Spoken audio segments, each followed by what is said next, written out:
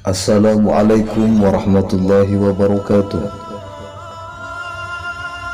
Mungkin para sahabat sekalian bertanya, mengapa Allah menciptakan kera dan menciptakan babi?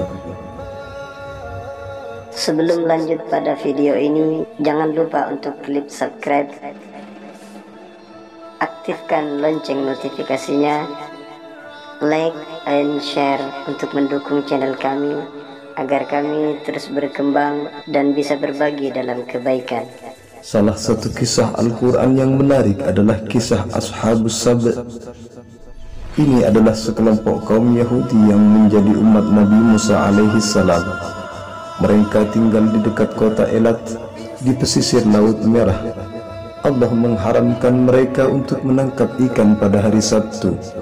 Dalam firman-Nya, "Was'alhum 'anil qaryati allati kanat hadiratal bahr idh ya'duna fis sabti idh ta'tihim hitanuhum yawma sabtihim syur'a wa yawma la yasbituna la ta'tihim kadzalika nabluhum bima kanu yafsukun." Dan tanyakanlah kepada Bani Israel tentang negeri yang terletak di dekat laut ketika mereka melanggar aturan pada hari Sabtu. Di waktu datang kepada mereka ikan-ikan yang berada di sekitar mereka terapung-apung di permukaan air. Dan di hari-hari yang bukan Sabtu, ikan-ikan itu tidak datang kepada mereka. Demikianlah kami mencoba mereka disebabkan mereka berlaku fasik. Al-Quran Surah Al-A'raf ayat 163. Dalam ayat ini Allah memerintahkan nabinya menanyai orang-orang Yahudi di Madinah tentang saudara-saudara mereka yang dahulu menyelisihi perintah Allah sehingga mereka diterpa azab tiba-tiba karena perbuatan dan tipu muslihat mereka dalam menyelisihi serta mentahdir mereka agar jangan menyembunyikan sifat-sifat beliau yang tercantum dalam kitab mereka agar mereka tidak terkena. Dalam tafsir Ibnu Katsir, mereka itu adalah penduduk Elat atau Ailah, merupakan sebuah desa yang berada di antara Madian dan At-Tur atau yang dikenal dengan El-Tor di dekat Teluk Aqabah dan pesisir Laut Merah. Ini adalah negeri yang subur dengan kurma dan hasil laut berupa ikan yang berlimpah. Kota ini merupakan batas pertama wilayah Hijaz. Penduduknya terdiri dari berbagai ras. Kota ini termasuk batas kerajaan Romawi pada zaman dahulu. Dahulu Allah memerintahkan mereka mencurahkan tenaga, pikiran, dan waktu untuk hari Jumat. Tapi mereka mengatakan, kami akan berusaha untuk hari Sabtu, karena Allah selesai mencipta pada hari Sabtu. Akhirnya ditetapkanlah bagi mereka hari Sabtu.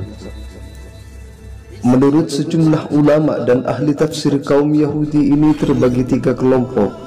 Pertama, mereka yang melanggar dan menghalalkan penangkapan ikan pada hari Sabtu. Kedua, mereka yang melarang perbuatan tersebut dan meninggalkan mereka. Ketiga, mereka yang diam saja tidak melakukannya dan tidak pula melarang perbuatan teman-temannya. Namun mereka hanya berkata pada kelompok yang melarang, "Mengapa kalian menasihati kaum yang akan dibinasakan atau disiksa oleh Allah dengan azab yang pedih?" Surah Al-A'raf ayat 164. Itulah balasan bagi orang-orang yang senantiasa melanggar perintah Allah dan senantiasa berlaku fasik. Allah berfirman dalam surah Al-Maidah ayat 60, "Qul hal unabbi'ukum bi syarrin min dzalika mathubatan 'indallah man la'anahu Allah wa ghadiba 'alayhi wa ja'ala minhumul qiradata wal khanazira wa 'abadat taghut ulaika syarrun makanan wa adallu 'an sawa'is sabil." Katakanlah, apakah akan aku beritakan kepadamu tentang orang-orang yang lebih buruk pembalasannya dari orang-orang fasik di sisi Allah, yaitu orang-orang yang diikuti dan dimurkai oleh Allah. Di antara mereka ada yang dijadikan kera dan babi, dan orang-orang yang menyembah tauhid, mereka itu lebih buruk tempatnya dan lebih tersesat dari jalan yang lurus. Para ahli tafsir berbeda pendapat dalam menafsirkan surah Al-A'raf ayat 166 tersebut, khususnya berkaitan dengan dijadikannya kaum Bani Israel itu menjadi kera dan babi. Ibnu Katsir dalam tafsirnya menjelaskan, ia sepakat dengan orang yang mengatakan bahwa kelompok ketiga juga termasuk orang yang binasa, seperti halnya kelompok yang pertama, karena mereka berhak mendapatkan akibat mereka diam dan tidak memberi nasihat.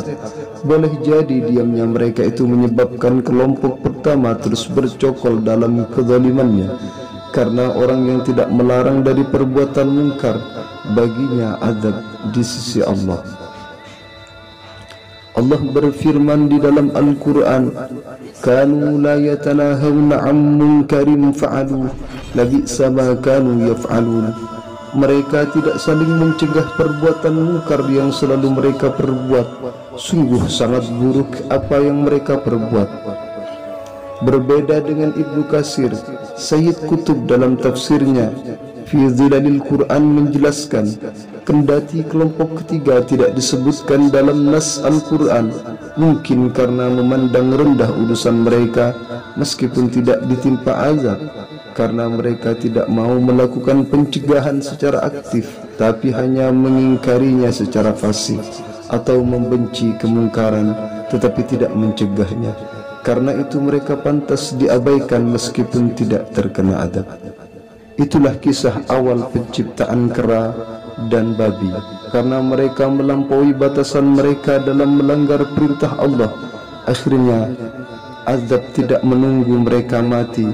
Ketika di dunia mereka sudah diazab oleh Allah dengan azab yang pedih. Semoga kita semua dapat mengambil ibrah atau pelajaran dari kisah yang telah diabadikan dalam Al-Quran ini.